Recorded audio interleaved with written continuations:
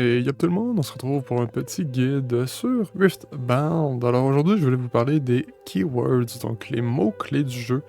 Il y en a quand même beaucoup pour un premier set, on va pas se le cacher. Puis c'est quand même important de savoir qu'est-ce qu'ils font, puis comment bien les appliquer.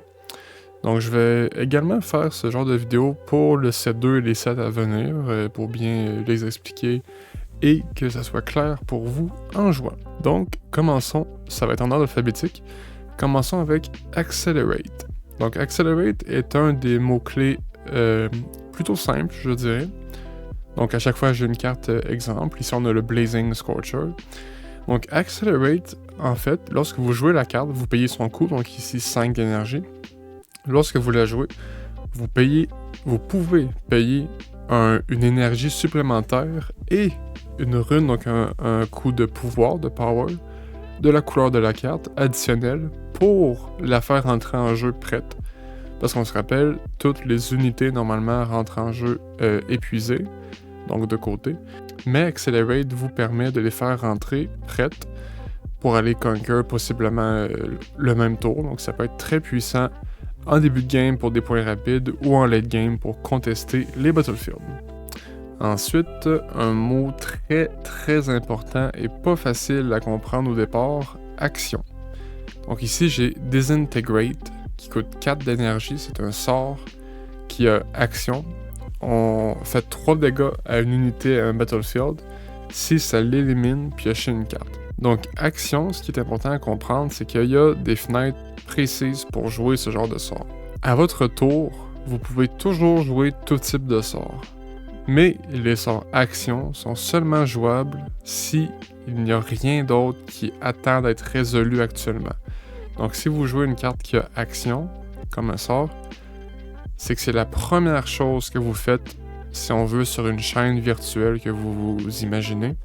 Par exemple, si une carte en jeu comme une unité a un effet qui s'active suite à une action de votre part, vous ne pouvez pas jouer une action sur cet effet, parce que l'effet crée une chaîne, puis les actions vont créer des chaînes, mais ne peuvent pas être rajoutées à une chaîne, si c'est clair.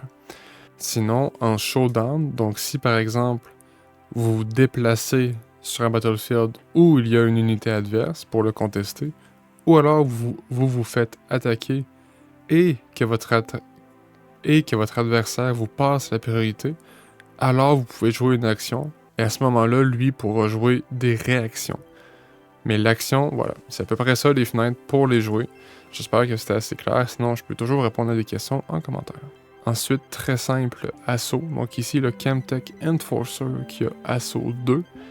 Lorsqu'une unité avec assaut 1, 2, 3 attaque, sa valeur de might, donc la valeur en haut à droite, est augmentée selon le niveau d'assaut. Très important à savoir, si une unité qui a assaut devait être déplacée d'un battlefield à un autre par quelconque effet, si ça cause la contestation du battlefield de destination, l'effet d'assaut s'active parce qu'il est considéré comme un attaquant. Ensuite, un autre très simple, Death Knell. Lorsque l'unité qui a cet effet meurt, s'en va à la trash, vous gagnez l'effet. Donc le Watchful Sentry ici, lorsqu'il meurt, on pioche une carte. Ensuite, Deflect, une capacité très intéressante et peut-être assez chiante aussi, sur Quyanna Victorious, ici même. Donc Deflect, c'est quand même simple, mais ça peut être très dévastateur, comme je le dis.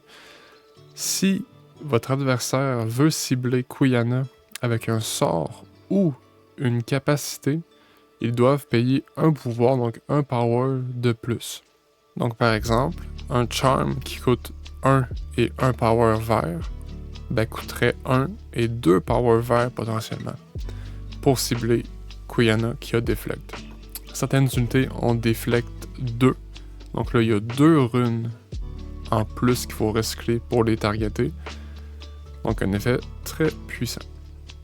Ganking ensuite, un autre effet intéressant mais qu'on voit pas beaucoup actuellement dans la méta, du moins selon mes observations, avec Yasuo ici, le Wind Rider.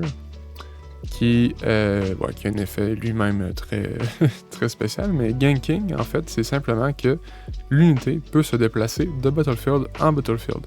Parce que normalement, dans Wishbound, on peut aller de notre base à battlefield, on peut aller du battlefield à notre base avec un mouvement régulier, mais ganking nous donne une troisième option de mouvement régulier, c'est de pouvoir sauter de battlefield à battlefield.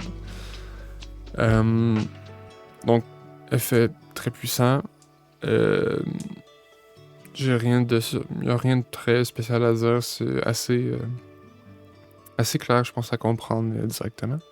On a par la suite les cartes Hidden, donc ici Pakakob. Hidden, on a deux options. On peut les jouer dans notre main, donc ici en payant 3 énergies, jouer l'unité comme tout autre.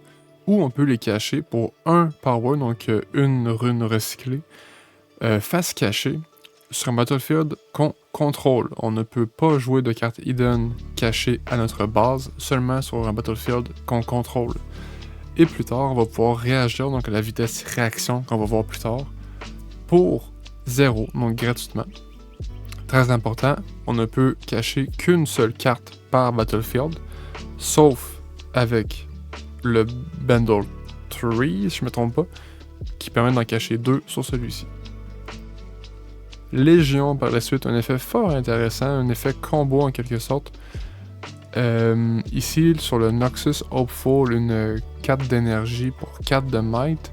Si on a joué une autre carte ce tour-ci, c'est ce que Légion regarde en gros, lui va coûter 2 de moins. Donc pour 2 d'énergie, une 4 de might, c'est excellent. Mais il faut avoir joué une autre carte autour. Ce qui est pas très difficile à faire. Donc les gens, pour moi, un très bon effet qu'on va sûrement avoir des cartes fortement intéressantes dans le futur avec ce mot-clé. Ensuite, j'ai mis Volibear, la légende, parce que lui, il y a Mighty dans son texte. Puis il n'y a pas beaucoup de cartes qui ont Mighty, mais il y en a beaucoup qui sont concernées, disons, par les effets de Mighty. Mighty, c'est simplement toute unité qui a 5 ou plus de might étant en jeu. Donc, il y a des unités qui sont de base à 5 ou plus. Il y en a que ça va changer, qui vont gagner en puissance et qui vont devenir Mighty. Mais c'est Mighty, 5 de might ou plus, tout simplement. Réaction par la suite, donc l'autre vitesse du jeu, si on veut, après action. Réaction a toutes les caractéristiques de action, mais en plus, réactions peuvent être jouées après une action ou après une autre réaction. C'est vraiment tout le concept du mot réaction. Mais c'est ça. Fait que c'est des sorts qui sont plus flexibles, plus restrictifs parfois ou plus chers parce que justement c'est très libre comme fenêtre pour les jouer. Mais si vous avez bien compris action, les réactions ne devraient pas être trop compliquées à comprendre. Par exemple, dans un showdown, si vous êtes attaqué par votre adversaire, il joue une action, ben vous pouvez jouer une réaction pour répondre à son action. Très important, le dernier sort qui a été joué va se résoudre en premier, tandis que le premier qui a été joué va se résoudre en dernier dans la chaîne. On passe ensuite à Shield. Shield, c'est l'opposé de Assaut un peu. Donc tout simplement, Shield, ben, ça donne plus de might à l'unité lorsqu'elle est en défense sur un battlefield. Donc le petit poro ici ben, va défendre à 3 lorsqu'il va défendre. Donc très pratique comme assaut également. Tank par la suite ici avec le Stormclaw Ursine, une grosse bête.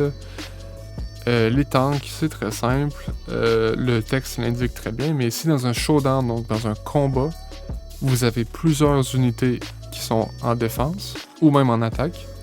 Ben, tout ce qui est tank doivent être les premières cibles pour recevoir des dégâts.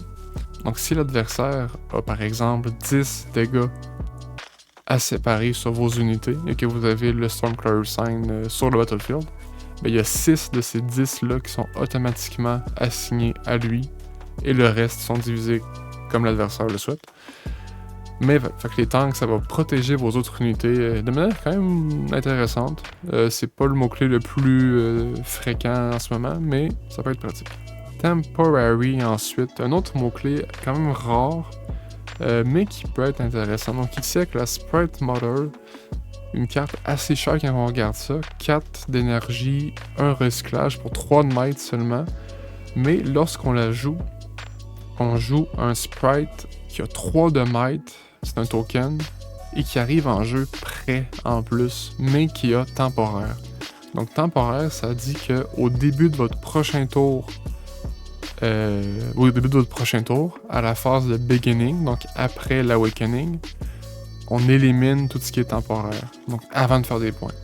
Fait que si par exemple votre sprite serait sur un battlefield tout seul, ben il est éliminé avant que vous faites le point au début de votre tour, malheureusement.